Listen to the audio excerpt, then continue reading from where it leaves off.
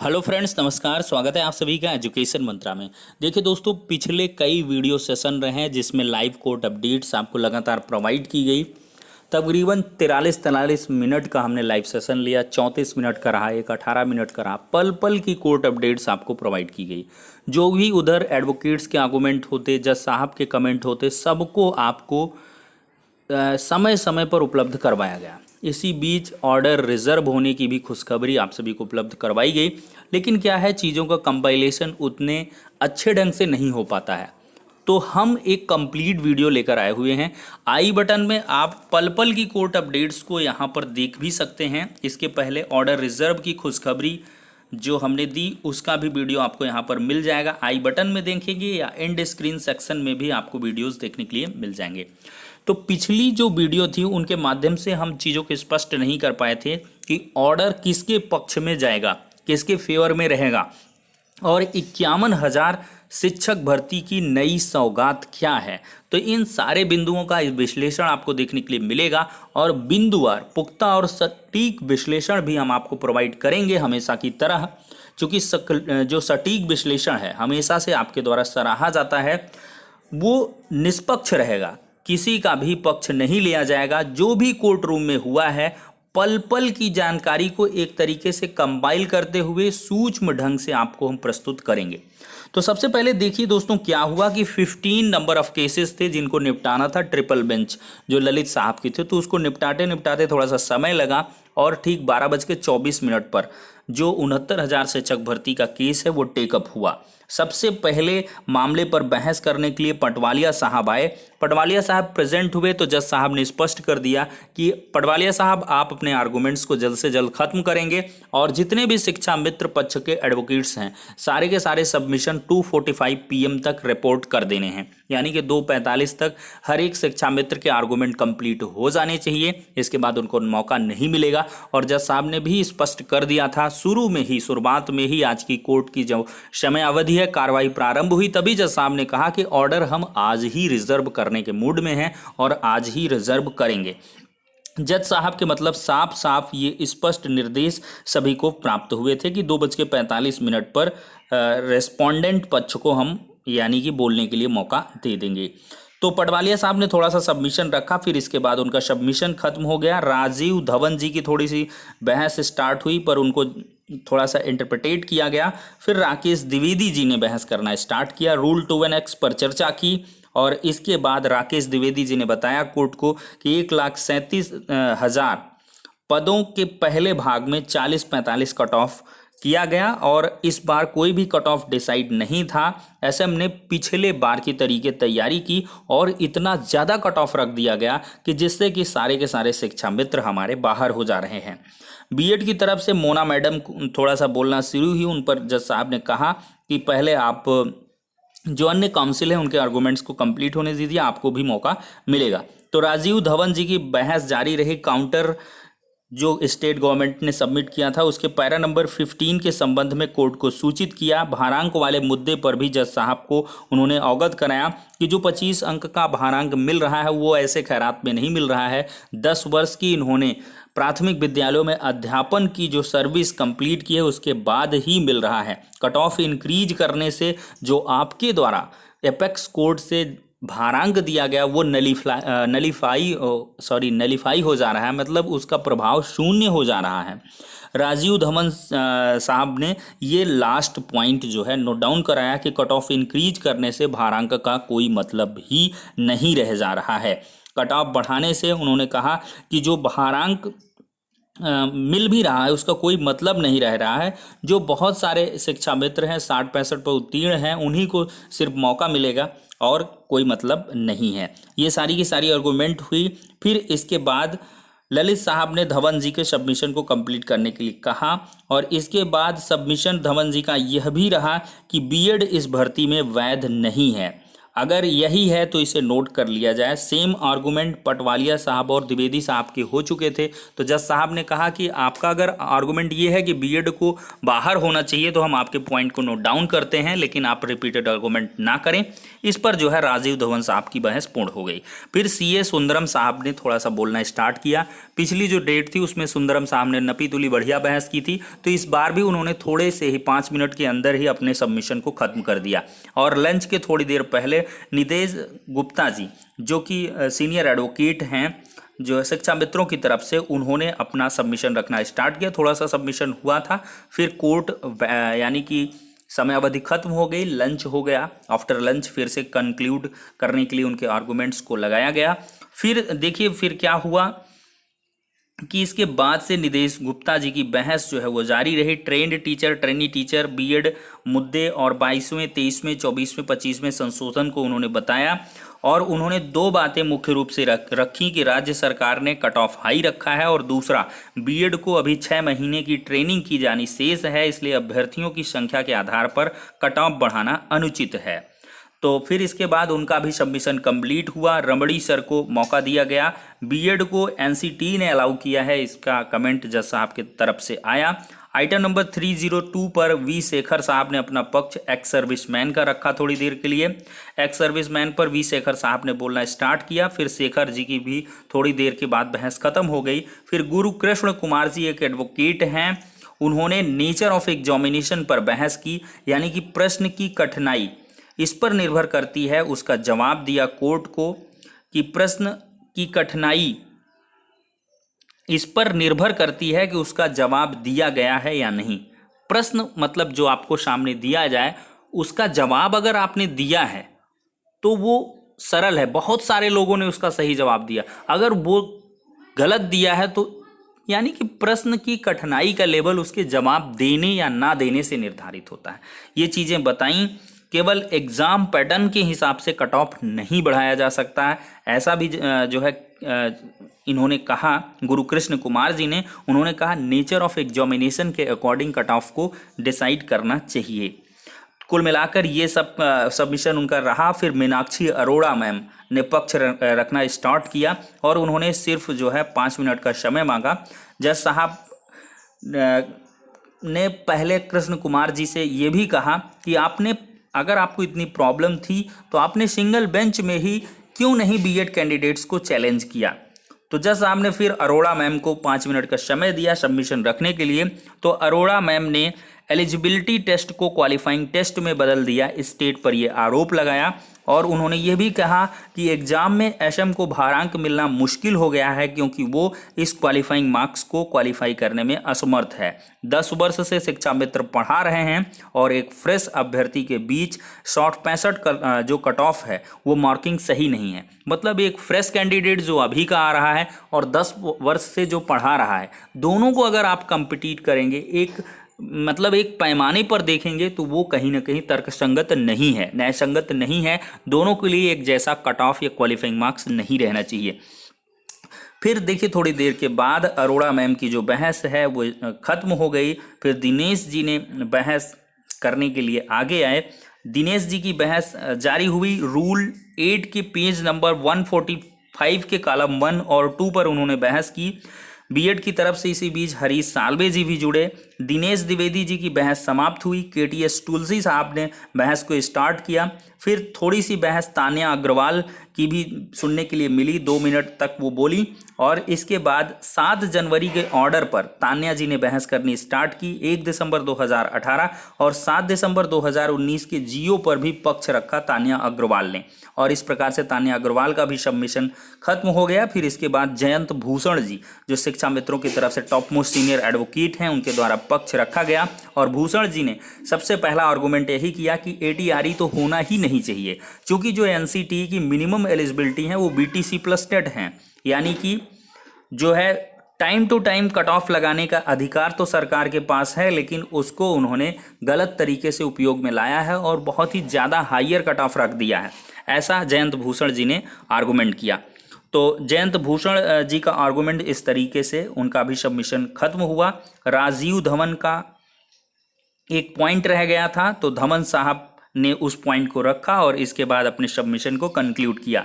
फिर शिक्षा मित्रों की जो बहस है वो एक तरीके से खत्म हो गई, 3 बजने के ऊपर हो गया था समय। फिर इसके बाद क्या हुआ कि शिक्षा मित्रों के वकीलों ने जब बहस अपनी खत्म कर ली तो रिस्पोंडेंट पक्ष की तरफ से जो है गौरव सर प्रेजेंट हुए, उन्होंने पक्ष रखना स्टार्ट कर दिया। लेकिन जज साहब ने उन्हें टोका और कहा कि पहले सरकार को अपना पक्ष रखने दीजिए। ऐश्वर्या भाटी मैम आई आगे बढ़कर, उन्होंने 6 पेज का काउंटर एफिडेविट दिया और इस पर उन्होंने अपना पक्ष रखना स्टार्ट कर दिया। भाटी मैम ने बेहतरीन तरीके से पक्ष रखा। उन्होंने कहा कि शिक्षा मित्र मात्र सहायक अध्यापकों के सहयोगी के रूप में रखे जा रहे हैं और भाटी मैम ने यह भी कहा कि आज असिस्टेंट टीचर की तरह काम नहीं कर रहे हैं, वह सिर्फ एक अनुबंध पर नियुक्ति प्राप्त व्यक्ति हैं। शिक्षा मित्रों का डेटा भी दिया गया कि 45,000 प्लस शिक्षा मित्रों ने इसमें पार्टिसिपेट किया, 8,000 से अधिक इसमें जो है पास आउट भी हुए हैं। ऐश्वर्या मैम ने काउंटर एफिडेविट का डाटा जज साहब को पूरी तरीके से बताया कि 3,94,000 कुल अभ्यर्थियों की संख्या 40-45 पर है, जो कि 96.2% है। यानी कि ATRE 2019 में 96.2% कैंडिडेट पास आउट हो रहे हैं अगर हम 40-45% क्वालिफाइंग मार्क्स को रखेंगे। ATRE 2018 और 19 में डिफरेंस क्रिएट किया ऐश्वर्या भाटी मैम ने, और उन्होंने यह भी बताया कि ATRE 2018 वो डिस्क्रिप्टिव इन नेचर था, उसमें सिर्फ और सिर्फ प्रश्न का जवाब देना था, लेकिन उसमें कोई भी ऑप्शन प्रोवाइड नहीं किए गए थे। ATRE 2019 में प्रश्न भी है और उसके 4 विकल्प भी दिए गए हैं, जिसमें कि प्रोबेबिलिटी बनती है कि किसी भी क्वेश्चन को आप सही जवाब तक एलिमिनेशन अप्रोच के तहत पहुंच सकें। इस पर ऐश्वर्या भाटी मैम ने कहा कि हम नेक्स्ट रिक्रूटमेंट के लिए भी प्रतिबद्ध हैं। 10,000 से अधिक टीचर प्रतिवर्ष रिटायर होते हैं और 51,000 पद हमने होल्ड पर रखे हैं, यानी कि नई भर्तियों के लिए। ललित साहब ने यहाँ पर जो है यह भी चीज़ कहा कि क्या आप नेक्स्ट और एक रिक्रूटमेंट के लिए प्रतिबद्ध हैं, तो ऐश्वर्या भाटी मैम ने कहा यस माय लॉर्डशिप, हम अगली भर्ती लेकर के आएंगे। तो कुल मिलाकर 51,000 नई भर्ती की सौगात भी ऐसे अभ्यर्थियों को मिल चुकी है जो कि शिक्षक बनने की जुगत में हैं। वो यानी कि BEd अपीयरिंग हो सकते हैं, BTC अपीयरिंग हो सकते हैं, DLEd BLEd जो भी हैं, तो सबके लिए अपार संभावनाएं देखने के लिए मिल रही हैं। 51,000 नई भर्ती की सौगात आपको जल्द ही देखने के लिए मिल सकती है, क्योंकि स्टेट ने ऐसा अपने सबमिशन में आज कहा भी है। तो कट ऑफ पर जज साहब को संतुष्ट नहीं कर पाई भाटी मैम। उनका एक पॉइंट ये रहा जज साहब का कि आखिर आपने क्वालिफाइंग मार्क्स को आफ्टर द एग्जामिनेशन क्यों डिसाइड किया, पहले क्यों नहीं डिसाइड कर लिया।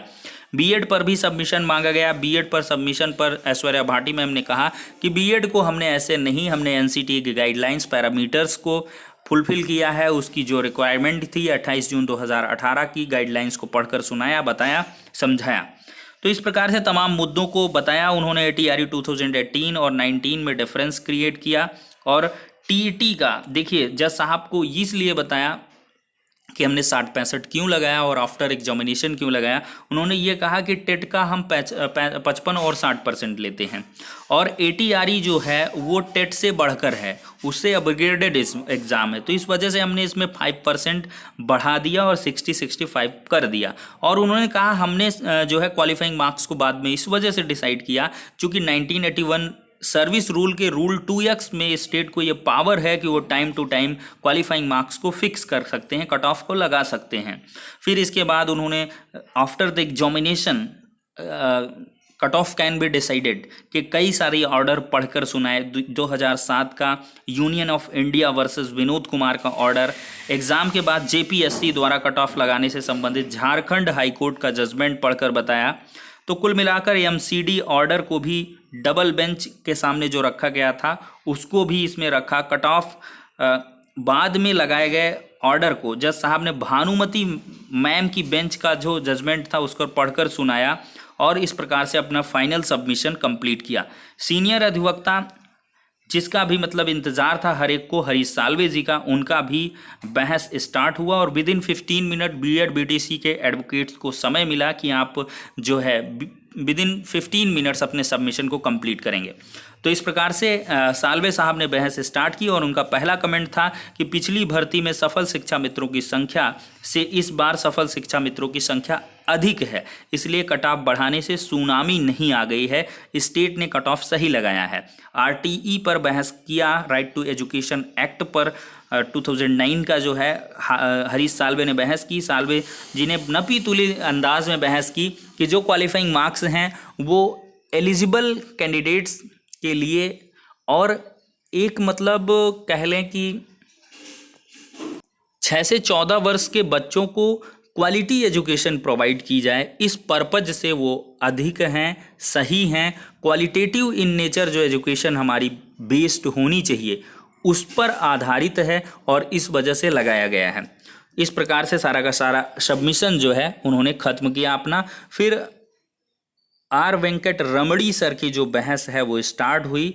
रमड़ी सर ने थोड़ा 1-2 मिनट बोला और अपनी सबमिशन को कंक्लूड किया। फिर इसके बाद पल्लव सिसोदिया सर जुड़े। उन्होंने कहा कि बिना कट ऑफ के रूल को चैलेंज किए आप कट ऑफ के अगेंस्ट नहीं जा सकते हैं, ऐसा पल्लव सिसोदिया साहब के द्वारा कहा गया और थोड़े से आर्गूमेंट के बाद उन्होंने कंक्लूड किया। फिर विश्वनाथन साहब आए, उन्होंने शॉर्ट बुलेट पॉइंट्स कहा कि हम आपके सामने रखेंगे और ज़्यादा कोर्ट का समय नहीं खराब करेंगे। दिनेश द्विवेदी सर ने उन्होंने कहा कि आधी बात ही बताकर कोर्ट को मतलब फुलफिल तरीके से नहीं कर पाए, आधी बात ही बताई है। उन्होंने कोर्ट को अमेंडमेंट के संबंध में समस्त फैक्ट्स क्लियर किए। आनंद यादव के केस में जो क्वालिफाइड नहीं थे उन्हें बाहर किया गया था, अनुभव के आधार पर भारांक देने की बात कही गई थी। कुलभूषण मिश्रा केस का विवरण भी न्यायालय के सामने विश्वनाथन सर के द्वारा स्पष्ट किया गया कि किस तरह एटीआरई को पास करने के बाद ही भारांक मिलेगा, भारांक देने के लिए कट ऑफ को ही घटा दिया जाना अनुचित है, ऐसा विश्वनाथन साहब के द्वारा कहा गया। और शॉर्ट लिस्ट करने के लिए, फिल्टर करने के लिए, कट ऑफ रखने के लिए exam conducting authority free hand है, ऐसा सबमिशन भी देखने के लिए मिला। और बेहतर का सिलेक्शन हो यही हम सबकी मंशा होनी चाहिए। 60% जब इसी परीक्षा का जुड़ना तय था, फिर भी किसी अभ्यर्थी का यह बहाना कि कट ऑफ पहले से पता होता तो मेहनत ज़्यादा करता अनुचित है। यह सबको पता था कि 60% इस एग्ज़ाम का जुड़ेगा, तो इस वजह से सबने उतनी ही मेहनत की है जितनी उसे करनी चाहिए थी। और इस प्रकार से उन्होंने अपने सबमिशन को रखा और यह भी बताया कि 40-45 केवल शिक्षा मित्रों के लिए कर देना लाखों अभ्यर्थियों के भविष्य के साथ खिलवाड़ होगा। जो शिक्षा मित्र नहीं हैं वे इस परीक्षा में शामिल हो रहे हैं। मतलब उनका ये भी कहना था जो शिक्षा मित्र नहीं भी हैं वो भी इसमें शामिल हो रहे हैं, ऐसा नहीं कि जो शिक्षा मित्र हैं सिर्फ वही पार्टिसिपेट कर रहे हैं, तो इस वजह से 40-45 रखा जाए। ऑब्जेक्टिव सब्जेक्टिव पर भी बहस की। फिर इसके बाद एजी साहब ने एंट्री ली। एजी साहब ने भी अपने पक्ष को रखा और सिसोदिया सर को बार बार हस्तक्षेप से करने से रोकते हुए सुब्रमण्यम सर को बोलने की अनुमति प्रदान की गई। फिर इसी बीच राघवेंद्र सर ने अपना बहस करना स्टार्ट कर दिया और विश्वनाथन सर ने इसके पहले यह भी स्पष्ट कर दिया, सेम चीज़ रख दी, जब परसेंट ऑफ मार्क्स जुड़ना तय था तो पहले पता होता तो ज़्यादा मतलब मेहनत करते, ऐसा सबमिशन अनुचित है। इस पर उन्होंने कंक्लूड किया था और राघवेंद्र जी ने एट लास्ट बहस की और इसके बाद फाइनली जज साहब ने कहा कि हम अब हर एक जो एडवोकेट्स हैं उनके सबमिशन को ख़त्म करते हैं। अगर कोई एडवोकेट ये चाहता है कि उसने जो सिंगल बेंच और डिवीज़न बेंच में रिटन सबमिशन नहीं सबमिट किया गया है उसके अपार्ट उसका कोई सबमिशन है तो विद इन 3 डेज़ वो अपने सबमिशन को रख सकता है रिटन वे में। और उन्होंने अंततः ऑर्डर को रिजर्व कर लिया। तो कुल मिलाकर एट लास्ट ऑर्डर रिजर्व हुआ। कोर्ट की समयावधि से काफ़ी लंबी देर तक बहस देखने के लिए मिली और जज साहब ने जैसा कहा वैसा कर दिखाया। एट लास्ट उन्होंने जजमेंट को रिजर्व किया। अब देखिए दोस्तों, जो पूरी बहस हुई है, पूरे अगर बहस को हम देखें तो उसमें ये नज़र आता है कि एक जो पेच है वो 60-65 के खिलाफ है और वो ये है कि क्वालिफाइंग मार्क्स को आफ्टर एग्जामिनेशन क्यों रखा गया। सिर्फ यही है जो 40-45 का बचाव कर रहा है और उसका क्लैरिफिकेशन भी ऐश्वर्या भाटी मैम के द्वारा दिया गया है। हर एक एडवोकेट ने भी दिया है कि नंबर ऑफ़ कैंडिडेट्स ज़्यादा हुए हैं, जो पेपर पैटर्न है वो भी डिफरेंट हुआ है, आरटीई का भी हवाला दिया गया है और भारांक को भी बार बार इसमें बीच में लाया गया है। तो पूरी की पूरी अगर बहस को आप देखेंगे तो उसके अकॉर्डिंग 60-65 का जो पक्ष है वो काफ़ी मजबूत नज़र आता है और ये कह सकते हैं कि 60-65 के जीतने के चांसेस ज़्यादा हैं। फाइनली जज साहब क्या कुछ ऑर्डर देते हैं वो उन पर निर्भर करता है, लेकिन जो पूरी की पूरी बहस रही है आज की या इसके पहले की, उन सब के अकॉर्डिंग यही देखने के लिए चीज़ें मिल रही हैं कि शिक्षा मित्रों के लिए कुछ जज साहब अलग से लेकर आ सकते हैं। ऐसा मुझे लगता है कि जज साहब कुछ कर सकते हैं, जैसा कि उन्होंने 1,37,000 पदों का जब समायोजन निरस्त किया था तो करोड़ों बच्चों के भविष्य को ध्यान में रखते हुए वो जजमेंट लिया था और साथ ही साथ शिक्षा मित्रों को एज और एक्सपीरियंस के आधार पर रिलैक्सेशन और वेटेज का भी प्रोविज़न नेक्स्ट 2 कॉन्जिक्यूटिव रिक्रूटमेंट में रखने के लिए स्टेट को कहा था और उसका पालन भी किया गया। तो इसी प्रकार से चूंकि उन्होंने कहा ऐश्वर्या भाटी मैम से, क्या आप प्रतिबद्ध हैं नई शिक्षक भर्ती देने के लिए और शिक्षा मित्रों को उसमें मौका देने के लिए, तो इस पर जो है ऐश्वर्या भाटी मैम ने कंफर्मेशन दिया कि हाँ बिल्कुल हम नई भर्ती लेकर आएंगे और शिक्षा मित्रों को मौका देंगे। अब देखिए यहाँ पर ये चीज़ें हैं कि कौन सा किस प्रकार का मौका, क्या उनको एज और एक्सपीरियंस में रिलैक्सेशन और साथ ही साथ वेटेज भी प्रोवाइड करेंगी या फिर वैसा ही रहेगा। अगर हम देखें तो सुप्रीम कोर्ट का जो जजमेंट है नेक्स्ट 2 कॉन्जिक्यूटिव रिक्रूटमेंट में ही उनको जो है मौका देने की बात कही गई है, मतलब वेटेज मिलेगा और एज में रिलैक्सेशन। तो क्या इसको कंटिन्यू रख सकते हैं जज साहब, ऐसा भी जजमेंट देखने के लिए मिल सकता है। फिलहाल के लिए आज की सुनवाई का जो सार रहा है वो यही है कि नई भर्ती जल्द ही आएगी। स्टेट ने भी इसको एक्सेप्ट किया है कि देंगे हम, और इसके साथ ही साथ शिक्षा मित्रों के लिए भी कुछ ना कुछ जज साहब अवश्य मतलब एडिशनल जजमेंट दे सकते हैं। तो ये देखना दिलचस्प होगा कि क्या कुछ जज साहब जजमेंट देते हैं। फिलहाल 67,867 चयनित सूची को चैलेंज ना किया जाए, इसकी बार बार जो है रिक्वेस्ट की गई है ऐश्वर्या भाटी मैम के द्वारा, तो वो भी देखना दिलचस्प होगा। उन्होंने नई शिक्षक भर्ती भी लाने के लिए कहा, लेकिन कहा कि हम योग्यता के साथ कोई भी समझौता नहीं करेंगे और 67,867 की जो चयनित सूची है उसे प्लीज़ ना छेड़ा जाए, ऐसे भी कमेंट देखने के लिए मिले हैं। अब फाइनली जज साहब के क्या कुछ करते हैं भाई, वो तो न्यायमूर्ति हैं, वो जो भी जजमेंट करें डिसाइड करें वही सर्वमान्य होगा। लेकिन फिलहाल सबसे बड़ी खुशखबरी है, छप्पर फाड़ खुशखबरी है, ऐतिहासिक दिन है कि जो मामला है डेट का लंबा सफ़र है, एक पैनिक जो क्रिएट था, मानसिक अवसाद का जो बिंदु था वो ख़त्म हो चुका है। जो मतलब चीज़ें हैं वो सुप्रीम कोर्ट से फाइनलाइज हो रही हैं, अपेक्स कोर्ट से, मतलब भर्ती का सिंगल डबल से लेकर सुप्रीम कोर्ट तक का सफ़र ख़त्म हो चुका है। अब वो अच्छे दिन आने वाले हैं, मतलब जल्द ही नई भर्ती शिक्षक भर्ती जो आएगी वो तो आएगी ही, बल्कि 69,000 भी जल्द से जल्द पूरी भी होगी। तो इन्हीं सभी मनोकामनाओं के साथ, शुभकामनाओं के साथ वीडियो सेशन को करेंगे ख़त्म और नेक्स्ट वीडियो में मिलते हैं। तब तक के लिए शुक्रिया, धन्यवाद।